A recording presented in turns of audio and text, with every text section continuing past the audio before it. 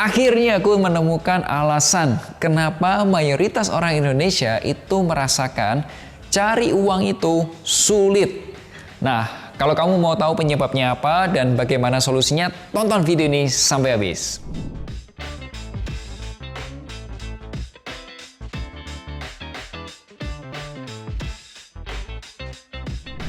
Hai, ketemu lagi nih bersama Melvin Mumpuni.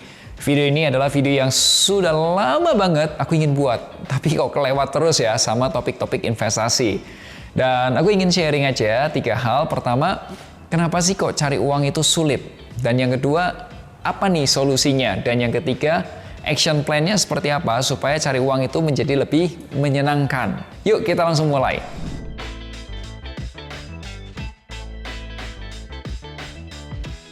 Sebagai perencana keuangan, itu aku harus mengakui bahwa diriku terjebak dalam mindset yang salah, mindset miskin selama 30 tahun.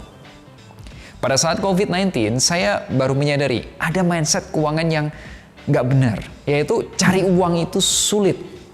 Kemudian aku mulai melakukan meditasi dan bertanya pada diri sendiri, kenapa ya kok cari uang itu sulit? Padahal udah kerja keras gitu, nggak males-malesan juga. Apakah ada pengalaman masa kecil yang membuat cari uang itu jadi sulit? Dan akhirnya aku menemukan satu hal, ternyata dari kecil orang tua itu selalu mengatakan kalau punya uang itu jangan boros. Kalau punya uang itu dihemat-hemat. Kenapa? Karena cari uang itu sulit. Pertanyaannya, apakah orang tua kamu juga memberikan nasihat yang sama? Cari uang itu sulit? Kasih like-nya dulu dong kalau kamu juga dapat nasihat yang sama. Coba kamu bayangkan deh, kalau mulai dari kelas SD kelas 1 sampai SD kelas 6, SMP, SMA, kita mendapatkan nasihat yang sama berulang-ulang-ulang. Cari uang itu sulit, cari uang itu sulit, cari uang itu sulit. Dan ketika kita sudah dewasa, udah lulus kuliah, udah cari kerja, punya uang, realitas kita cari uang itu jadi sulit. Wih, gawat dong ya. Kalau kita sebagai orang tua salah memberikan nasihat gitu. Yes, ternyata nggak cuma cari uang itu sulit. Aku juga menemukan 7 nasihat orang tua yang salah mengenai keuangan sehingga anak-anaknya nanti akan kesulitan mengatur keuangan. Kapan-kapan kita bahas ya. Oke, back to topic. Apa yang terjadi jika kita berada di pemikiran cari uang itu sulit? Ya itulah, kamu merasa kamu budak korporat, dagang perang harga, jadi entrepreneur sulit, dan lain sebagainya. Ya, maunya kan kalau kerja ya menyenangkan, rezekinya bisa berlimpah, bisa memberi kepada sesama, betul? Kira-kira apakah ada obatnya supaya cara berpikir kita itu lebih tepat? Jawabannya ada dong, yuk kita bahas.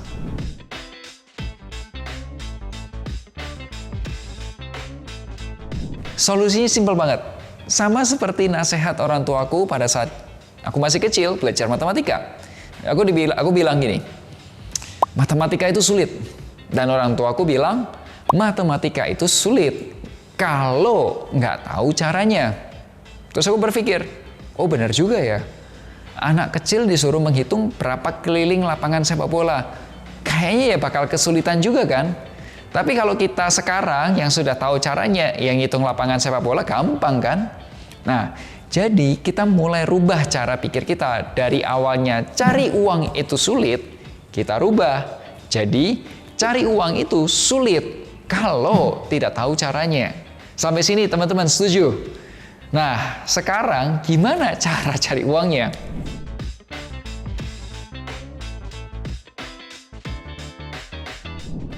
Balik pada cerita saat COVID-19, aku mulai berpikir seharusnya ada cara mencari keuangan yang lebih menyenangkan. Akhirnya aku berpikir dan mengembangkan beberapa ide. Cari uang akan menyenangkan jika tahu caranya. Nah, caranya adalah perpaduan antara wealth mindset atau mindset orang kaya dan cara cari uang. Cara cari uang itu beragam. Kita perlu tahu, 3 masalah keuangan generasi Y, generasi milenial yang kelahiran tahun 1980-an sampai 1995-an, dan generasi Z, yaitu generasi 95 dan seterusnya.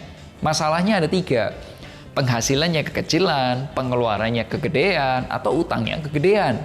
Yang kedua, kita juga perlu tahu nih, apa bedanya orang yang bergantung pada satu sumber penghasilan dan orang yang memiliki lebih dari satu sumber penghasilan, atau disebutnya multiple stream of income.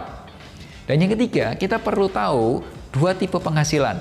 Ada yang tipikal spike, naik turun, dan tipikal stable atau yang stabil. Serta gimana cara kita mengatur keuangannya.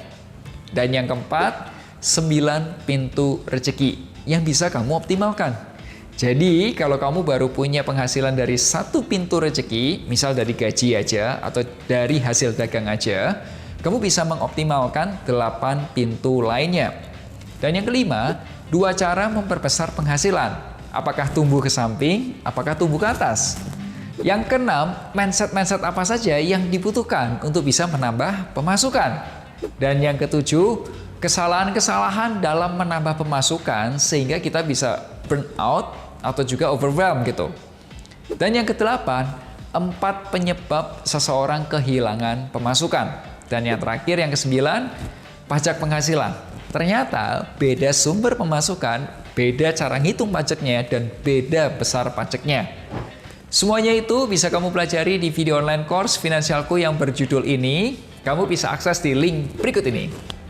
Ingat selalu, hargai kerja kerasmu. Share kalau kamu suka video ini. Sampai jumpa di Melek Finansial hari Rabu depan. Akhir kata, make a plan and get your financial dreams come true. Tonton juga playlist perencanaan keuangan. Wujudkan